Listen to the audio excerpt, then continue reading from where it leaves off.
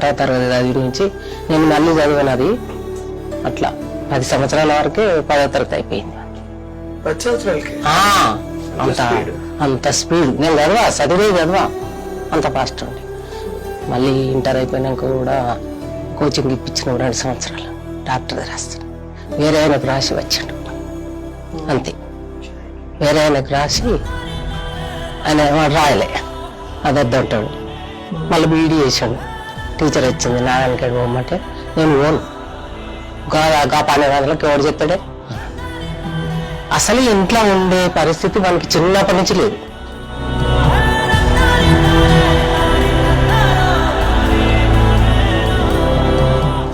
ఏడు నెలలకే ఒకటే నర్సుడు.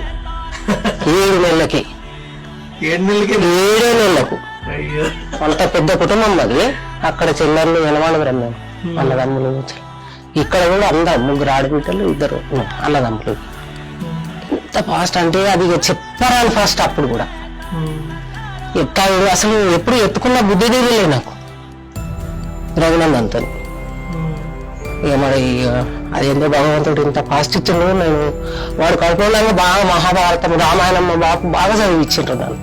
ఆ భగవంతుడు కృష్ణుని అంశతోని కొడుకొప్పు పెట్టుకొని పుట్టిండు రాగన్న.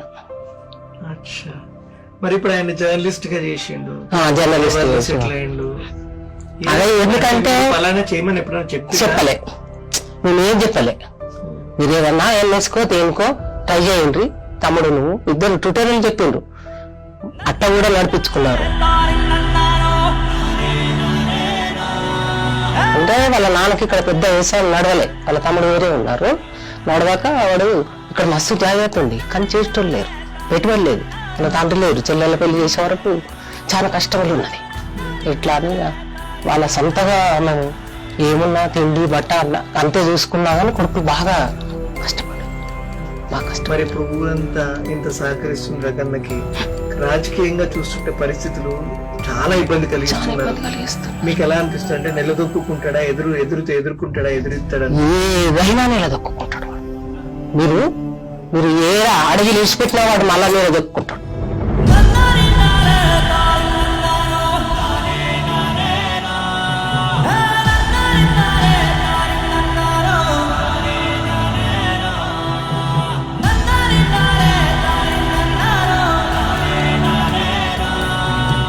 వాడు అనుకున్నది చేస్తాడు, వాడు అనుకున్నది సాధించాలి, అంతే.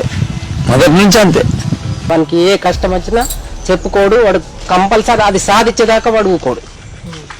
అంత పట్టుదల మనిషి.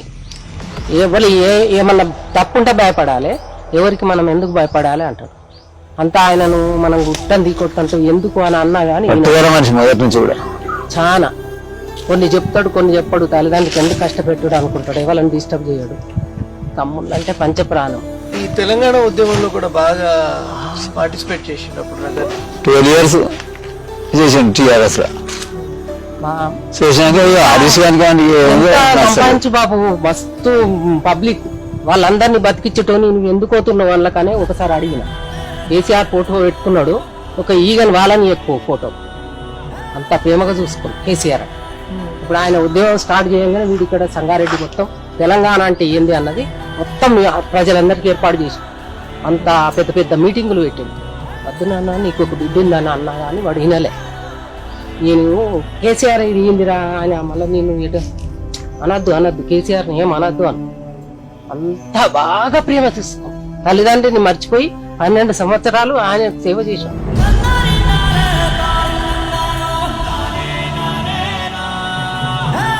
వాని గుణాన్ని చూసిండ్రు, వాని తెలివిని చూసిండ్రు, వాని హుషార్తనాన్ని చూసిండ్రు. వాడు ఆగాడు. మెదక్ డిస్టిక్ లో హరీష్ లేడప్పుడు రఘునందన్ ఉన్నాడు. అప్పుడు రఘునందన్ ఏడ డెవలప్ అవుతాడు, మమ్మల్ని ఏడ అనగదొక్కుతాడు అని సస్పెండ్ చేశాడు చెప్పకుండా. నాకు ఒక్కసారి కేసీఆర్ని కనవాడిని అన్నా కనవాడిని నేను. నువ్వు ఎప్పుడు టెన్షన్ పడకమ్మా, నేను ఉన్నా, నేను చేసి చూపిస్తా కదా నీకు అంటాడు. ఎప్పుడు కానీ వాడు అధైర్యపడాడు. మా అందరికి ధైర్యమే వాడు, పెద్ద ధైర్యవంతుడు. వాళ్ళు ఎలా పెట్టినాక మా బామ్మది బీజేపీ నుండి విద్యాసాగర్ క్లోజ్ అన్నట్టు బాగా క్లోజ్. వాళ్ళు పిలిపించుకొని విద్యాసాగర్ కప్ప చెప్పారు. ఇక మీరైతే మీ అల్లుడు అయితే నీకు అట్లా అల్లుడో నాకు కూడా అల్లుడు. అని విద్యాసాగర్ అని తోడుకుంటాడు. ప్రేమ చేస్తాడు బీజేపీ. ఇప్పుడు మీ అబ్బాయి తీసుకున్న నిర్ణయం మీరు పూర్తిగా మద్దతు ఇస్తున్నారు, ఎందుకంటే రాజకీయాలు వద్దు బిడ్డ అనే వాళ్ళే చాలా మంది ఉంటారు. అప్పుడు అన్న ఫస్ట్ అన్న బాపు, కానీ వాని గుణాన్ని బట్టి ఇక సహకరించిన వానికి. మమ్మల్ని మర్చినా సరే తండ్రి నువ్వు చేసేది కరెక్ట్ చెయ్యి.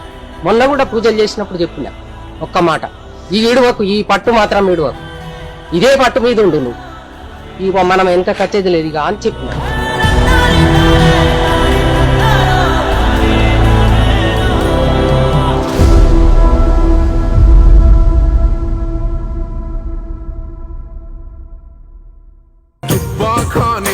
ప్రతి పేద తల్లి గుండెలో కంట నీరు తుడువగరగు నందనన్న కదిలెరో.